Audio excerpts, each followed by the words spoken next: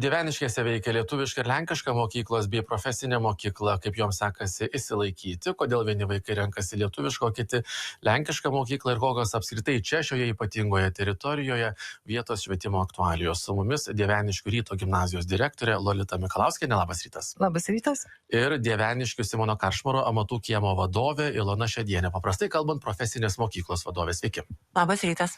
Mes, ponia Šedienė, pradėkime nuo minties, kurią jūs vis kartojat, kai kas nors pas jūs atvažiuoja čia į Dieveniškes ir paklausia iš serijos, kur mes esam ir kokie čia žmonės gyvena, tai jūsų mintis vis nuskambant yra maždaug tokia, kad čia yra Lietuvos pakraščio paribio žmonės, kurie turi savo matymą, turi savo mąstymą, kalba keliomis kalbomis ir jokių problemų nemato dėl to bendravimo. Ar taip iš tiesų ir yra?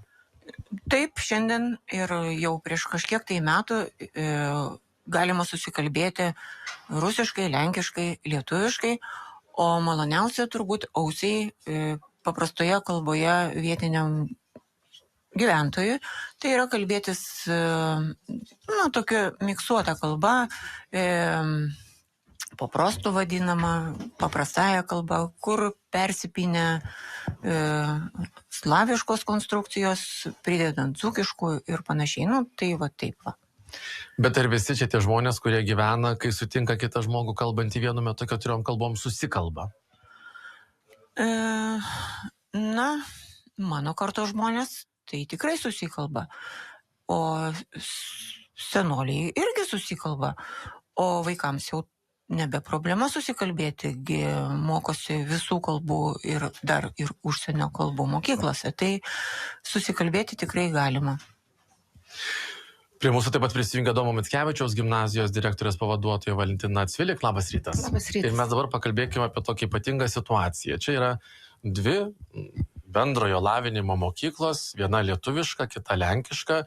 Jūs kaip ir vienoj vietoj, ne vienoj vietoj, netgi nuo 2015 metų pas jūs yra, jeigu nesusidaro klasės, jungiamos vienos mokyklos lenkakalbės 11 ir 12 klasės lietuviškos.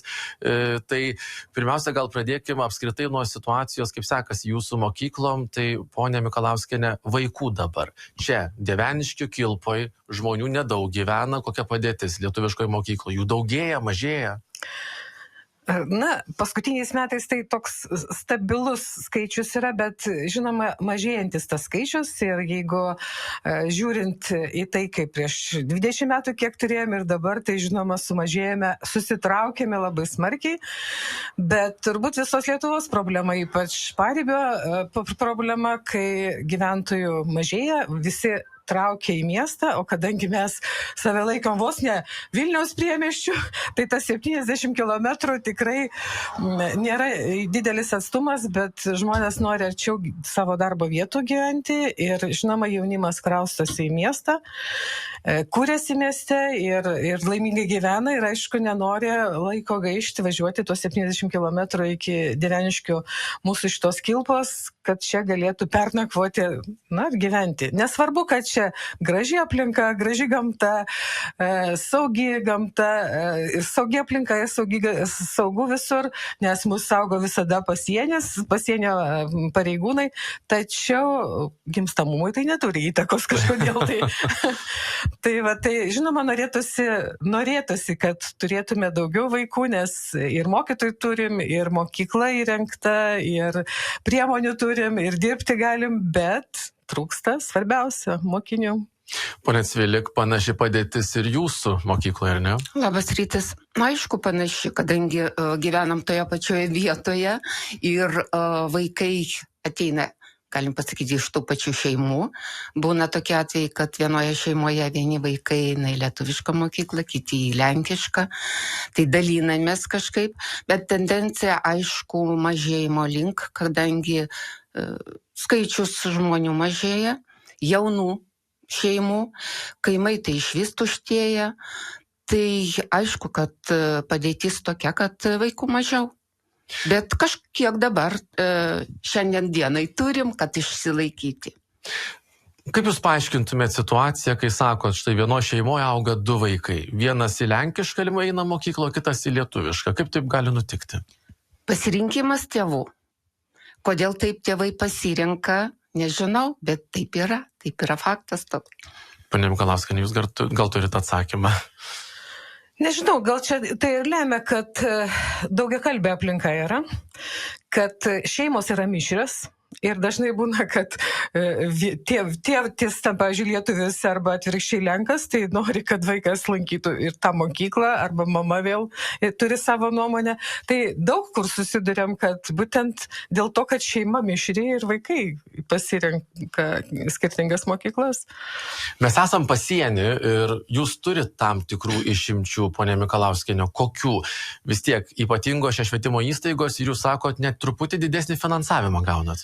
Nu taip, mes esame toj daugiakultūrėje aplinkoje ir daugiakalbėje aplinkoje lietuviška mokykla.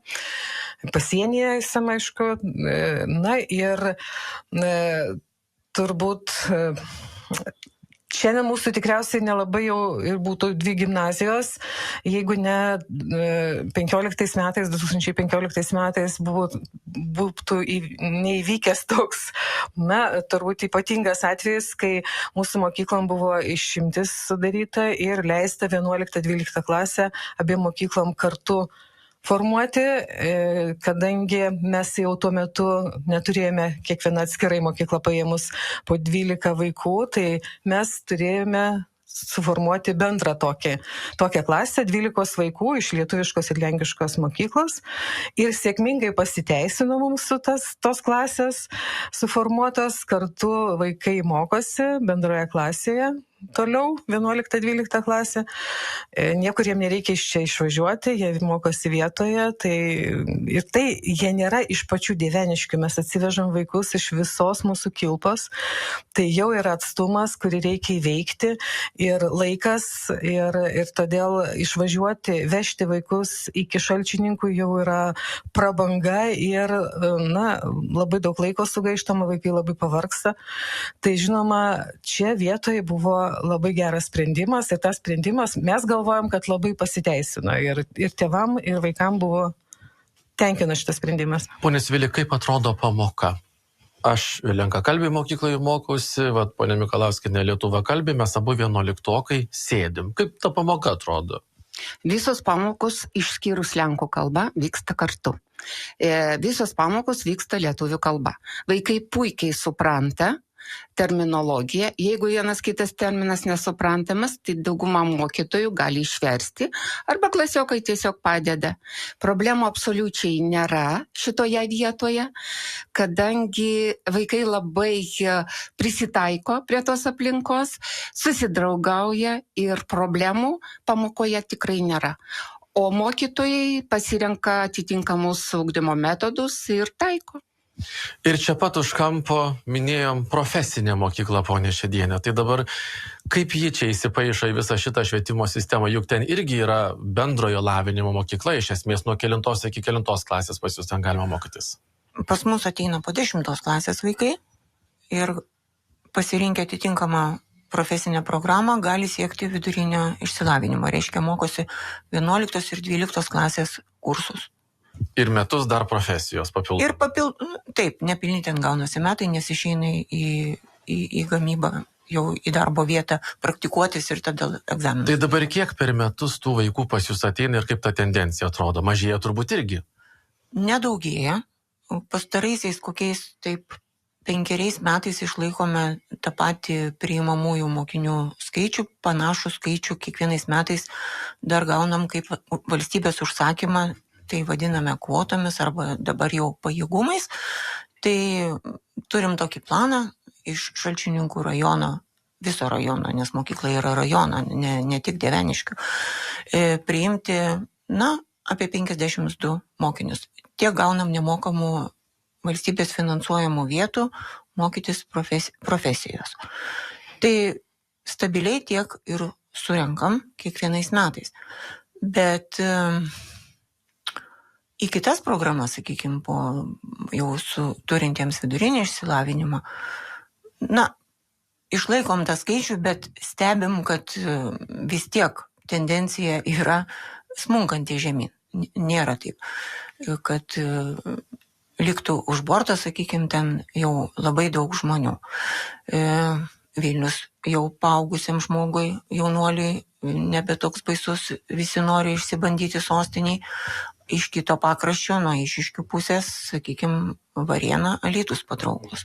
Tai tokia konkurenciniai aplinkoje gyvenam. O šiaip žiūrint, taip, nedžiuginantis skaičiai ir pačiame Šalčininkų rajone mažėja žmonių, ne tik Dieveniškėse. Čia pas jūs yra bendrabutis, kur mokiniai gali gyventi, tai dabar paaiškinkit, kaip taip nutinka, kad vaikas gyvenantis visiškai kitam Šalčininkų rajono gale, pavyzdžiui, čia išeina, praktiškai kokį 50 km.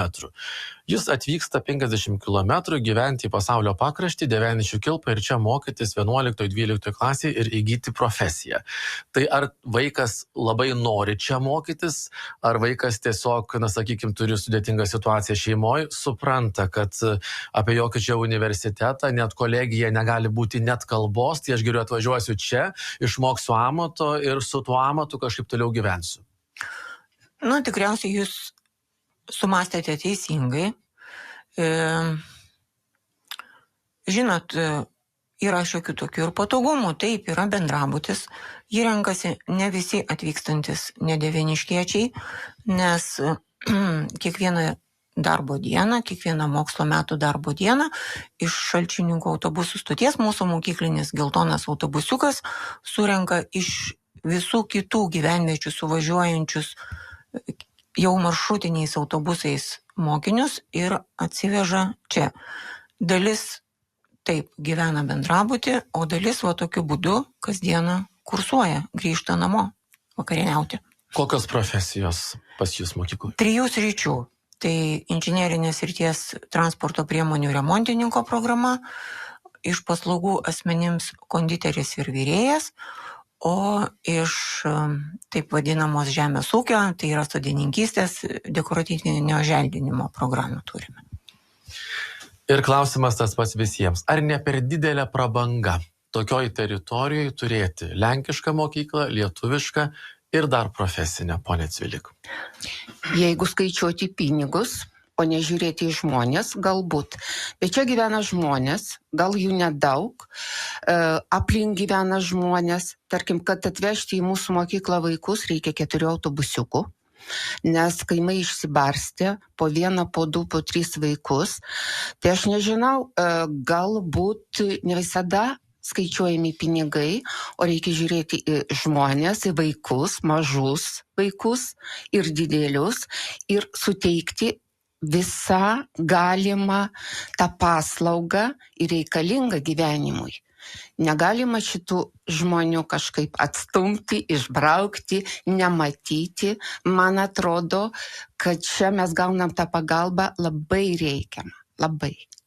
Pone Mikalauskiene?